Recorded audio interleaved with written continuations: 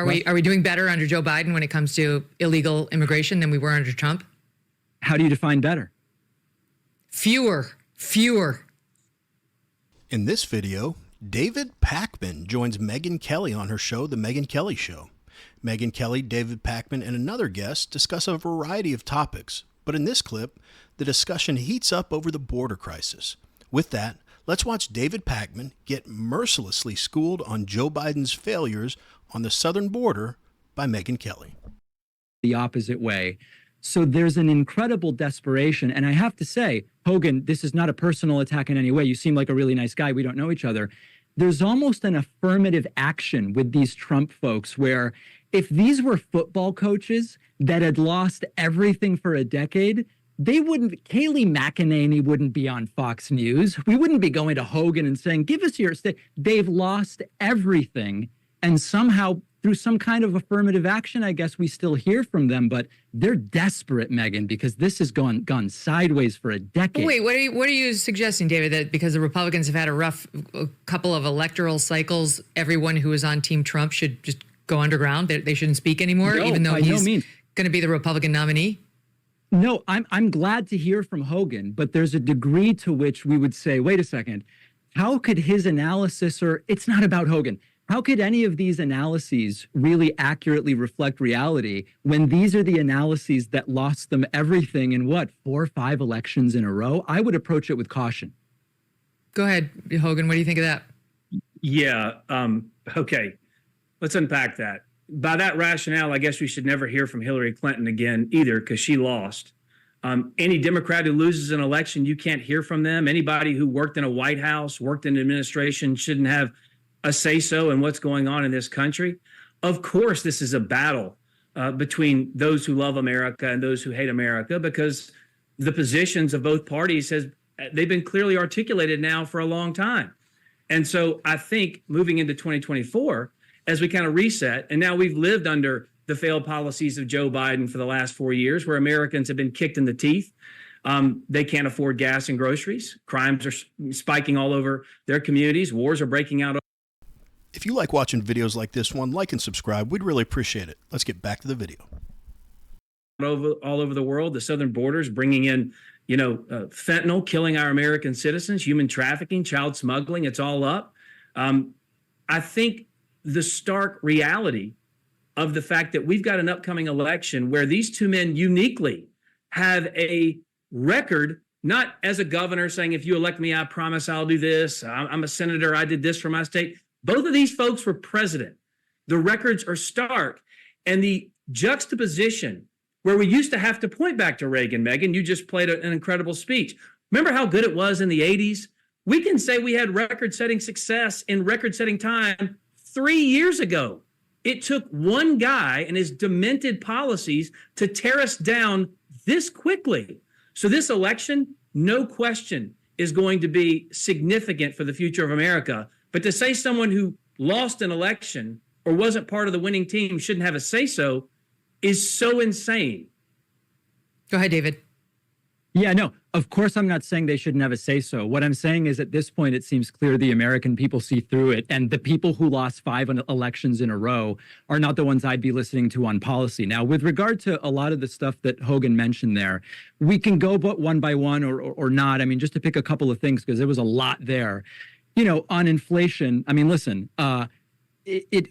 groceries and gas, they were even cheaper under Obama. They were even cheaper under Bush and cheaper under Clinton. I mean, yes, there is inflation. We have not had a deflationary spiral, but inflation's at about 3% right now, which is what every serious economist says is the target. With regard to the record right now, unemployment, I mean, it's almost silly for me to do this because the American people know, but we've never had unemployment below 4%. Wow, I got to give it to David. What a great argument. Groceries were cheaper under Obama and Bush. Well, that's a real apples to apples comparison. But can I just suggest, do you think it might be a little more relevant when you're comparing back-to-back presidents in very recent years? And when he talked about inflation being at 3% at a level that economists say that it should be at, do you notice how he conveniently left out the 40-year high under Biden of 9.1%. Saying inflation's at 3% right now, they did the same stuff with the border crossing. You know, when it was getting close to election day, they were like, border crossings are the same now as they were when Trump left office. Yeah, because you signed an executive order, but just like the 9.1% high inflation, they conveniently again somehow, or maybe they just forgot to mention the 10 to 20 million unvetted illegal immigrants that came into the country under Joe Biden.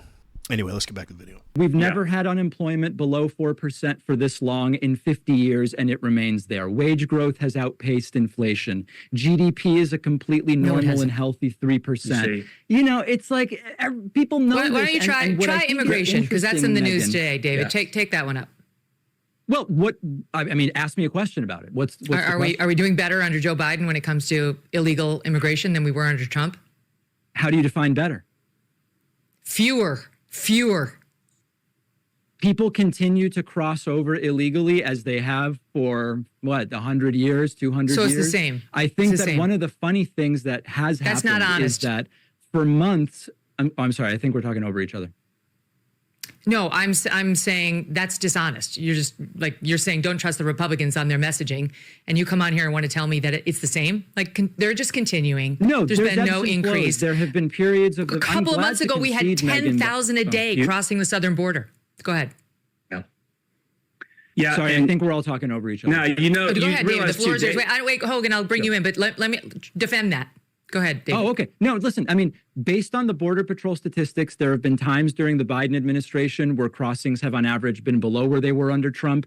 At some points, they were above that. The funniest part to me about immigration is that now that Republicans themselves torpedoed the bill they wanted because Trump said, no, I need something to run on, I need something to do, Biden puts in place this limitation, which, by the way, doesn't solve the reason people are trying to come here. We need more immigration judges. I'm glad Biden made this point. Now that he did it, they're still not happy. And they're saying, well, it's only for political reasons. Why do you think Trump wanted to do this? It's also for political reasons. So this seems like a political game to me when the reality, Megyn, is we never. So I'm very fluent in David Pakmanese. And when he says, I think we're talking over each other, he's being passive aggressive. When you know that's what he's doing and you hear it, it's like nails on a chalkboard. And how about when she said, okay, what about the border? Are we doing better under Biden? Define better. He's so disingenuous. I say this every video that we do with him. You don't know what she's asking, David? Do you think, since we're talking about the border, it might be the number of illegal immigrants crossing it? And then in his response that he gave so confidently, he said, there have been times under Biden that border crossings has been lower than it was under Trump. What in the hell does that mean? At times?